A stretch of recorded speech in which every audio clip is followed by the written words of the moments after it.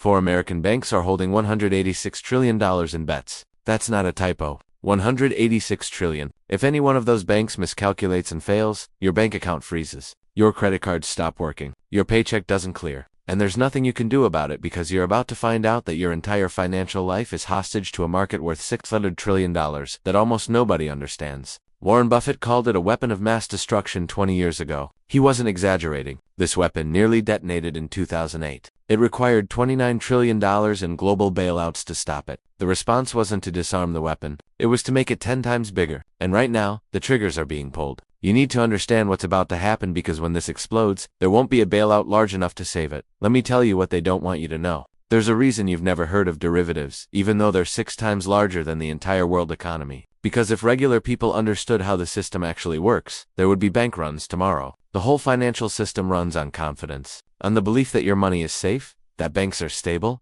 that the government can step in if something goes wrong. That confidence is a lie, and derivatives are the proof. This isn't some abstract financial topic that doesn't affect you. This affects everything. Your retirement account, your mortgage, your savings, your job, all of it sits on top of a $600 trillion house of cards that's about to collapse. And I'm going to show you exactly why. Start with this fact. In 2008, the derivatives market was worth about $60 trillion. When it crashed, it took Lehman Brothers, Bear Stearns, AIG, and nearly every major bank in the world with it. The global economy required $29 trillion in bailouts, guarantees, and emergency lending to survive. $29 trillion to stop a $60 trillion problem. Today, that market is $600 trillion. 10 times bigger. Do the math. If the crash is proportional, it would require close to $300 trillion in bailouts. There isn't $300 trillion in the world. Global GDP is only $105 trillion. The entire wealth of every country, every company, every asset on Earth isn't enough. That means when this crashes, there is no Joyan. There's no government big enough, no central bank powerful enough, and no amount of money printing that can stop it without destroying the currency itself. But here's what makes it worse. You don't even know which banks are holding these bets. Let me tell you their names. JP Chase, Citibank, Bank of America, Goldman Sachs. These 4 institutions hold 90% of all derivatives in the United States. JP Morgan alone is carrying $54 trillion in exposure. $54 trillion against total capital of about $300 billion. That's 180 times leverage. If their bets move just 1% in the wrong direction, the entire capital base gets wiped out. At 2%, the bank owes money it doesn't have. And because these 4 banks all trade with each other, all lend to each other, and all depend on each other staying solvent, if one goes down, they all go down. It's not for separate institutions. It's one interconnected bomb with 4 fuses.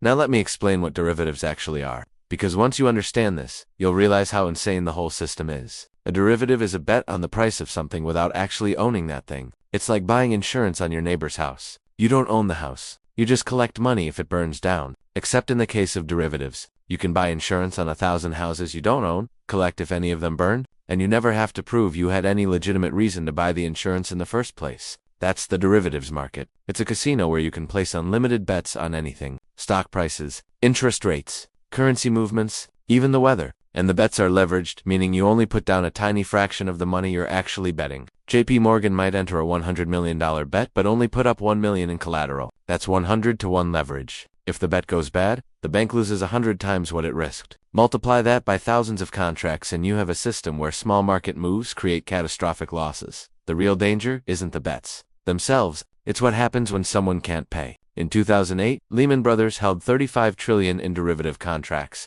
When Lehman went bankrupt, every institution that had traded with Lehman faced sudden losses they hadn't expected. A European bank that thought it was protected against mortgage losses suddenly wasn't. A pension fund that thought it had locked in an interest rate couldn't collect the payment. And because every major bank had exposure to every other major bank through derivatives, Lehman's failure cascaded through the entire system in hours. That's when credit markets froze. Nobody would lend to anyone because nobody knew who was holding the next bad position. It took the Federal Reserve creating $4 trillion out of thin air and governments worldwide injecting another $25 trillion to unfreeze the system. Even then, it barely worked. But here's the part they didn't tell you. The 2008 bailouts didn't save the economy. They saved the banks. AIG, the insurance giant, received $180 billion in bailouts, but that money didn't stay at AIG. It was funneled directly to the banks that had bought insurance from AIG.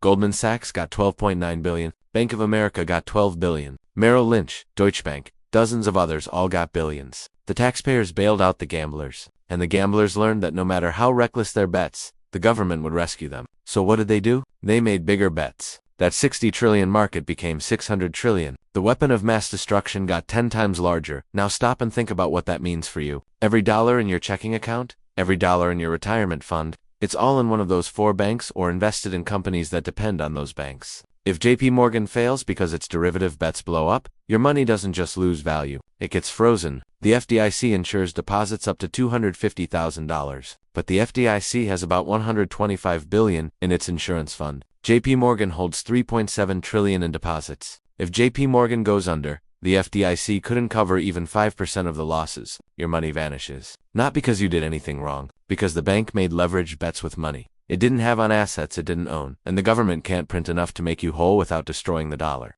And here's what nobody is talking about. The triggers are already firing. Not in the future, right now. Let me show you 3 that are active today. First, interest rates. The Federal Reserve raised rates from near 0 to over 5% in less than 2 years. That's the fastest rate increase in 40 years. Every time rates move, derivatives tied to interest rates win or lose massive amounts. Over 500 trillion in derivatives are tied to interest rates. Even a 1% move creates trillions in gains for some institutions and trillions in losses for others. The losers are sitting on those losses right now, hidden on balance sheets under accounting rules that let them pretend everything is fine, but the losses are real. And when those institutions have to mark their positions to market, the capital disappears and the banks become insolvent. Second trigger, commercial real estate. Over $2 trillion in commercial mortgages need to be refinanced in the next 18 months. Office buildings, shopping malls, hotels, all financed when interest rates were 2%, now refinancing at 7 or 8%. The buildings can't generate enough rent to cover the new payments. Defaults are coming, and those defaults trigger derivatives called credit default swaps. Bets on whether those mortgages will fail. The institutions that sold protection, that bet the mortgages wouldn't default, will owe tens of billions they don't have. That's the egg scenario again, except this time, there's no Federal Reserve willing to print $180 billion to bail out the gamblers, because the third trigger makes bailouts impossible. Third trigger, sovereign debt. Japan owes 260% of its GDP. Italy is over 150%. The United States is at 120% and climbing. These governments are broke. They're already spending more on interest payments than on defense, education, or infrastructure. If they tried to borrow another 10 or 20 trillion to bail out derivatives losses, the bond markets would collapse. Nobody would buy the bonds. Interest rates would spike. Debt payments would consume the entire government budget. The choice becomes bail out the banks and destroy the currency through hyperinflation, or let the banks fail and face economic depression. There is no good option, and that's what makes this different from 2008. Back then, governments had borrowing capacity. They could take on debt to save the system. That capacity is gone. The governments are now as leveraged as the banks. So here's what happens when the derivatives market explodes. And it will explode. Not if, when. It starts with one institution that can't meet a margin call. Maybe it's a European bank. Maybe it's a regional American bank. Doesn't matter. That institution fails to pay what it owes on a derivative contract. The counterparty, the institution on the other side of the bet, suddenly faces a loss it wasn't expecting. That loss wipes out capital. That institution now can't pay its obligations to a third institution. The failure cascades. Within hours, multiple banks are facing losses that exceed their capital. Regulators step in, freeze trading, try to arrange bailouts. But the losses are too big. Tens of billions become hundreds of billions become trillions. The government announces emergency measures. The Federal Reserve creates lending facilities. None of it works because the scale is too large. You can't bail out losses that exceed half of global GDP. Within days, maybe hours, bank accounts freeze as institutions go into receivership. Credit cards stop working because the payment networks depend on banks that are now in. Paychecks don't clear because payroll systems can't process transactions through frozen banks. ATMs run out of cash as people panic and try to withdraw everything. Grocery stores stop accepting cards and checks, only cash. But most people don't have cash because everything was digital. Supply chains break because trucks can't buy fuel and warehouses can't pay workers. Unemployment spikes as companies can't make payroll. Within weeks, the modern economy grinds to a halt. Not because there's no food or no goods, because the financial system that moves money has collapsed.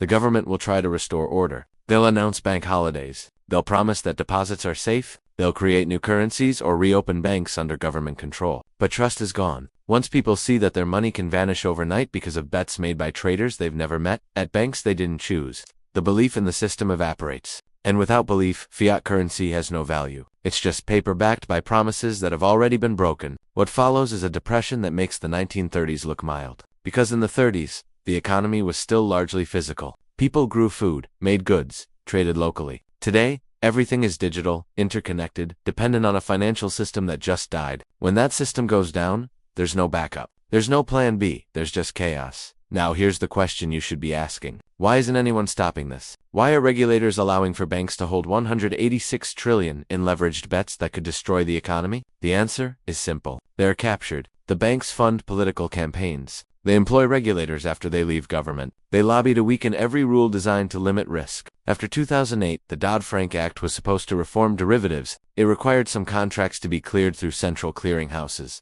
It required more reporting, but it didn't limit the size of the market. It didn't ban the most dangerous types of derivatives. Within years, lobbying had weakened even those modest reforms. The banks argued that derivatives were essential for managing risk, that eliminating them would harm the economy. Regulators believed them, or pretended to, and the market kept growing. The other reason nobody stops it is because stopping it would trigger the crisis immediately. If regulators tried to force banks to unwind their derivative positions, the act of unwinding would create the losses everyone fears. Derivatives are like a Jenga tower. As long as nobody moves, it stays standing. The moment someone tries to remove a piece, the whole thing collapses. So regulators leave it alone and hope it doesn't fall on their watch. That's not risk management. That's Russian roulette with the global economy. In every quarter that passes, another round gets loaded into the chamber. So what do? If you're waiting for the government to warn you, you'll be too late. By the time officials admit there's a crisis, your money will already be frozen. The moves you can make are limited, but they matter. First, diversify where you keep money. Don't have everything in one bank, especially not one of the big four. Second,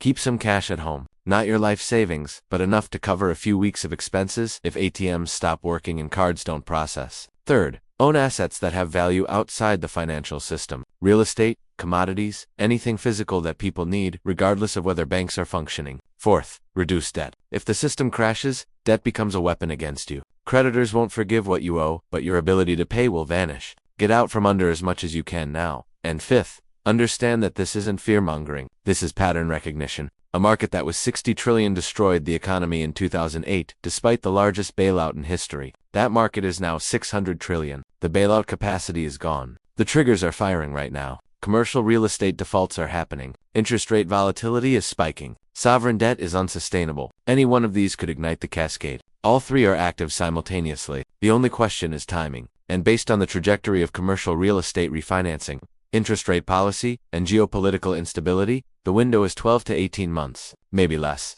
Warren Buffett warned about financial weapons of mass destruction. He was ignored. The weapons got bigger. Now they're about to detonate.